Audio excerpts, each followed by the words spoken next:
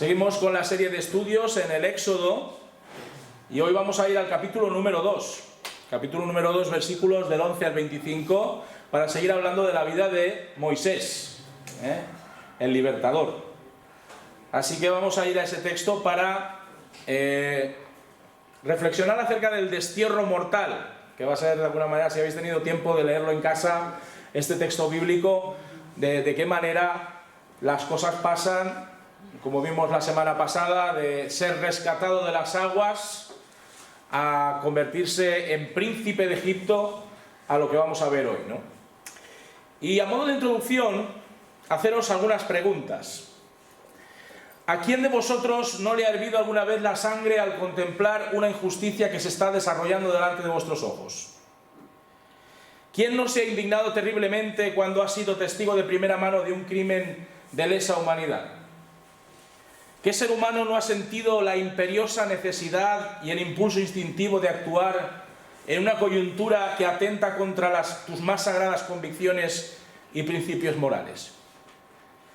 Si no has experimentado algo parecido a lo que normalmente solemos, ¿no?, experimentar, que es indignación, si no es así, o tienes sangre de horchata de Alboraya, o tu capacidad para distinguir la diferencia entre lo que está bien y lo que está mal debe estar muy poco funcional. Responder de algún modo a los ataques que se lanzan contra personas indefensas o inocentes es propio de quienes tienen un corazón que late en el pecho, ¿verdad? Reaccionar activamente ante una ignominia o un abuso perpetrado justo ante tu mirada desconcertada es parte de lo que nos hace distintos de los animales, o distintos de cualquier persona antisocial o mentalmente enferma. Si ardes con la visión de seres humanos vituperados, vejados, violentados, y si se crispa tu rostro y tu puño se cierra mientras estremece todo tu ser, es porque algo dentro de ti te está diciendo que lo que está sucediendo no puede dejarte impertérrito e impávido. Las injusticias, la delincuencia, las violentas algaradas que grupúsculos de personajes abyectos cometen al amparo de libertades que no son capaces de respetar, pero que, claro, les permiten emplear la fuerza contra su prójimo de forma repugnante, son parte de la actualidad de nuestro país. Hay gente que se aprovecha de la libertad, o con la excusa de la libertad son capaces de hacer auténticas barrabasadas, y lo vemos continuamente. Observamos cómo vándalos irracionales quebrantan la ley sistemáticamente, cómo destruyen todo aquello que no es suyo por el mero placer de destruir y asolar, cómo desprecian la convivencia pacífica y democrática de la que intentamos gozar los ciudadanos comprometidos con el orden y la justicia, cómo aprovechan sus presuntas manifestaciones para robar a los dueños de negocios y para perjudicar los bolsillos que de verdad contribuyen al bienestar social, es decir, a los ciudadanos de a pie, a ti y a mí, los que trabajan de sol a sol, los que cumplen con las normas que todos nos hemos dado para convivir lejos de la violencia de unos pocos. Y lo siento, pero no puedo sentarme a ver las imágenes dantescas de individuos lanzando piedras contra escaparates. No puedo permanecer tranquilo y sosegado cuando soy capaz de ver a individuos lanzando objetos contra policías que solamente están haciendo su trabajo, o de personajes sin oficio ni beneficio que se dedican a romper mobiliario urbano así porque sí. No tengo la capacidad, por lo menos personalmente, de abstraerme de los actos delictivos de malvados especímenes humanos que solo saben arrasar con todo y que provocan el caos allá por donde van. La indignación debe ser parte importante de cada creyente en Cristo. Debemos indignarnos. ¿Por qué no? ¿Por qué no vamos a poder indignarnos tú y yo como creyentes? Tal vez no estamos hablando de una indignación que nos lleve a comportarnos del mismo modo en el que lo hacen esos energúmenos agresivos de turno, respondiendo con la ley del talión más cruda y brutal. Pero sí que estamos hablando, desde el punto de vista, desde la óptica cristiana, estamos hablando de una clase de indignación santa que nos coloca en la tesitura de no quedarnos inmóviles, de no quedarnos mudos ante las continuas lesiones de nuestros derechos y de los derechos de nuestros semejantes. Hablamos de un enfado lógico y justo, cuando comprobamos que lo que algunos mequetrefes hacen es digno de ser juzgado y condenado en este mundo o en el mundo venidero. Cuando hablamos de indignación cristiana, hablamos de ese enojo que el mismo Jesús mostró cuando tuvo que constatar muy a su pesar que la casa de su padre se había convertido en un antro de compraventa, en un lugar para los ladrones y los especuladores, en una auténtica gruta de Alibaba y los 40 ladrones. Hablamos de esa respuesta inmediata de nuestro maestro cuando era testigo de los atropellos de los líderes religiosos de su época, tachándolos de serpientes rastreras, de descendientes de Satanás. El cristiano es bondadoso, el cristiano es generoso, el cristiano es paciente, por supuesto, ¿verdad que sí? Pero también es llamado a denunciar las fechorías, las malas prácticas y por supuesto las injusticias más oprobiosas que acontecen en nuestra sociedad. La indignación santa, fijaos bien, la indignación santa es un don que Dios nos da a cada uno de nosotros y que es un reflejo de lo que Él mismo siente hacia el pecado que está inundando nuestro mundo. ¿O crees que el Señor se queda de brazos cruzados, silbando, mientras el caos se adueña de la humanidad? ¿Creéis que esa es la actitud de Dios? Por supuesto que no. Y por lo tanto no debe ser la nuestra. ¿Y qué tiene que ver todo esto con lo que vamos a ver a continuación? Pues ahora lo veremos. Moisés va a encontrarse inmerso en una serie de circunstancias que van a provocar precisamente algo semejante a lo anteriormente descrito. El problema llegará cuando esa indignación dé paso a algo más violento, a algo más animal. Vayamos al texto, versículos del 11 al 14 de ese capítulo número 2. Dice así el Éxodo. En aquellos días sucedió que, crecido ya Moisés, salió a visitar a sus hermanos. Los vio en sus duras tareas y observó a un egipcio que golpeaba a uno de sus hermanos hebreos. Entonces miró a todas partes y viendo que no había nadie, mató al egipcio y lo escondió en la arena. Al día siguiente salió, vio a los dos hebreos que reñían y preguntó al que maltrataba al otro: ¿por qué golpeas a tu prójimo? Él respondió: ¿quién te ha puesto a ti por príncipe y juez sobre nosotros? ¿Piensas matarme como mataste al egipcio? Entonces Moisés tuvo miedo y pensó: ciertamente esto ha sido descubierto. Como recordaremos, adoptado por la hija de Faraón, un faraón que odiaba a muerte a los hebreos, Moisés es criado en primera instancia por su verdadera madre biológica hasta ser destetado y poder ingresar en la corte real. Junto a su madre adoptiva aprenderá de los mejores maestros de Egipto. Adquirirá nociones importantes sobre gobernanza, sobre administración y sobre educación castrense. Nada falta en este hogar majestuoso y repleto de comodidades y riquezas. Pero aunque su instrucción académica lo acercará a ser como uno más de los egipcios, su identidad sigue presente en su fuero interno. Hay algo que le está diciendo: yo no soy un egipcio. Él sabe que es un hebreo. Es un hebreo, sabe de la suerte que tiene al haber sido rescatado de las aguas de Egipto, de lo afortunado que es al disfrutar de los privilegios que solo su cercanía al poder le puede brindar. Y crece sabiendo que nunca llegará a ser faraón de Egipto, por supuesto, a causa de su procedencia, pero no parece tener ambiciones en este sentido. Sabedor de la situación precaria en la que se hallaban sus compatriotas a causa de aquellas leyes que, como vimos, fueron dictadas por su abuelo adoptivo, y con la mente repleta de curiosidad, decide descender desde las alturas de la realeza para contemplar de primera mano el modo en el que viven sus hermanos de sangre, en las zonas más bajas de la sociedad egipcia. Y dando un paseo por el lugar en el que los esclavizados hebreos realizaban sus arduas tareas de construcción, y desde el anonimato más absoluto, pudo observar una escena que le provocó que sus entrañas se removiesen horriblemente. Un capataz egipcio usaba un mayal para golpear sin misericordia a un varón hebreo tendido en tierra sin poder defenderse. La sangre de la víctima de esta paliza salpicaba por todas partes, como comprenderéis. Y nadie hacía nada por detener la cruel tanda de bastonazos que caía repetidamente sobre las espaldas del hebreo. Esto hizo que se inflamase el ánimo de Moisés, como si de una bofetada humillante hubiese sido dada en su propio rostro, y tras otear a su alrededor para evitar que alguien más pudiese verlo, se lanzó contra el capataz con tal fuerza y con tal violencia que acabó con su vida en un instante. Al contemplar tembloroso el resultado de su descomunal respuesta y al comprobar que el egipcio había lanzado su postrer estertor, cavó rápida y desesperadamente un hoyo en la arena para poder depositar su cadáver. Después de taparlo a toda prisa y dejar también al hebreo tumbado entre gemidos y espasmos, Moisés huye como alma que lleva al diablo.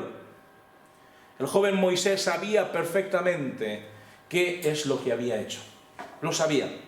Y era consciente de lo que podría sucederle si alguien lo incriminaba en el asesinato de un egipcio, por muy príncipe que fuese.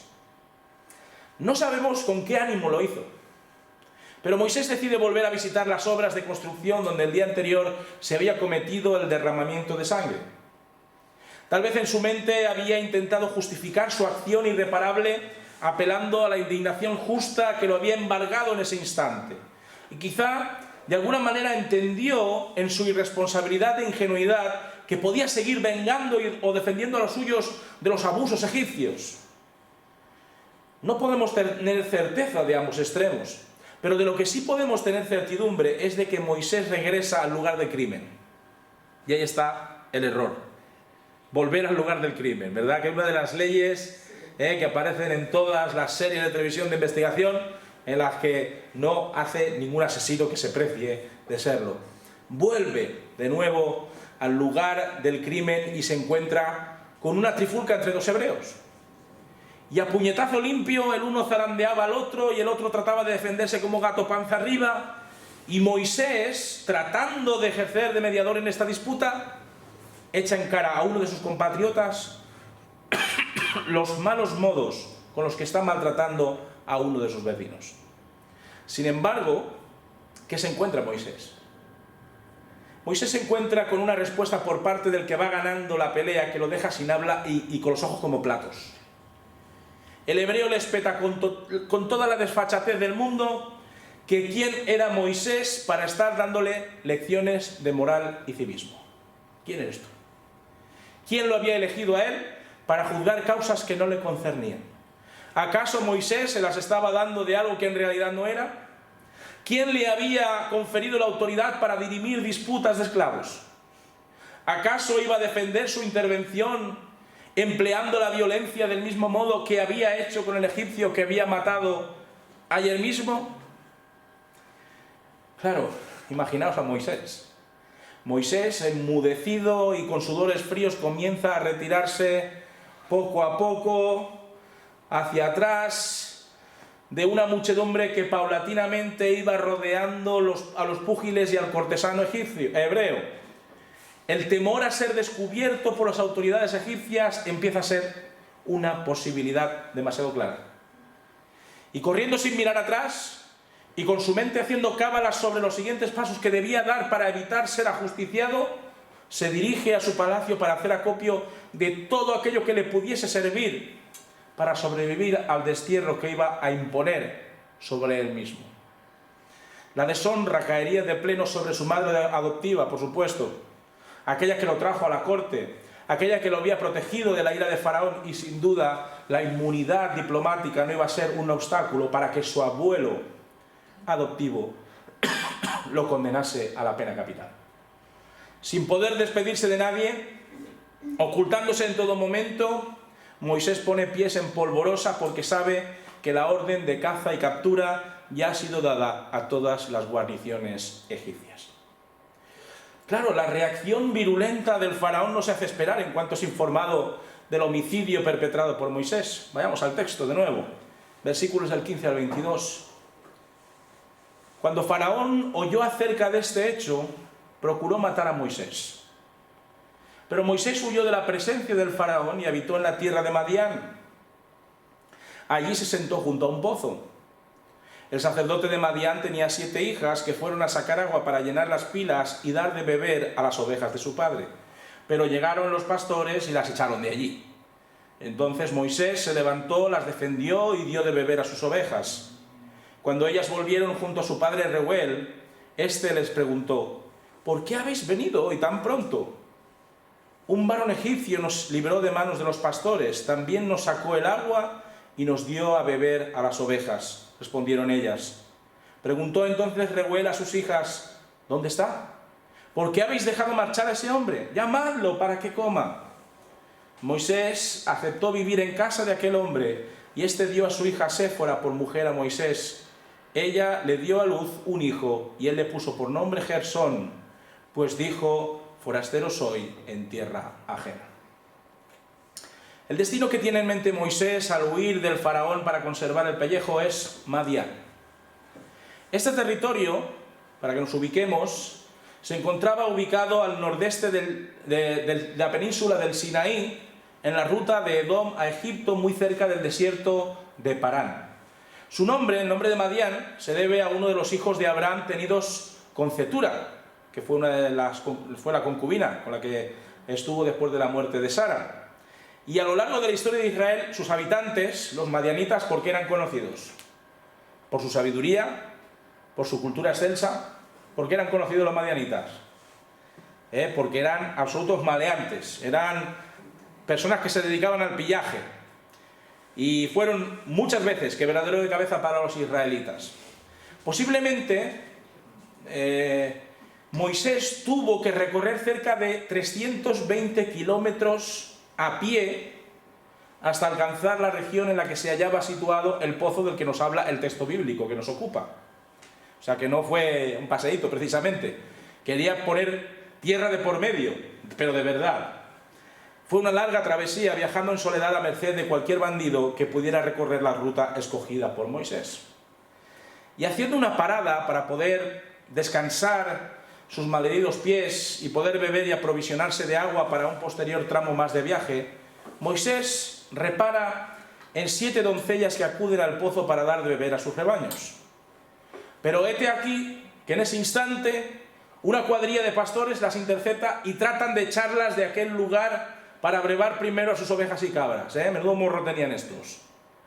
Moisés, aún cansado y sediento, vuelve a sentir esa misma indignación. Mucho cuidado con Moisés. Se indigna de nuevo. Por eso hablamos al principio del tema de la indignación. Se vuelve a indignar con esa indignación que le llevó a cometer un craso error en el pasado próximo, aunque esta vez no lleva tan lejos sus ansias de proteger a las jóvenes doncellas. Y con unas cuantas voces y la amenaza de ajustar cuentas con aquellos que osaran seguir hiriendo a las muchachas, Moisés hace que los pastores se amilanen y las dejen en paz. Una vez zanjada la discusión, se ofrece a dar de beber a los rebaños de estas muchachas, las cuales le informan a Moisés sobre quiénes son, quién es su padre y a qué se dedicaba éste. Las doncellas se identifican como las hijas de Reuel, que era el sacerdote de aquellos pagos, cuyo nombre significaba amigo de Dios. Un nombre muy bonito. Reuel, amigo de Dios.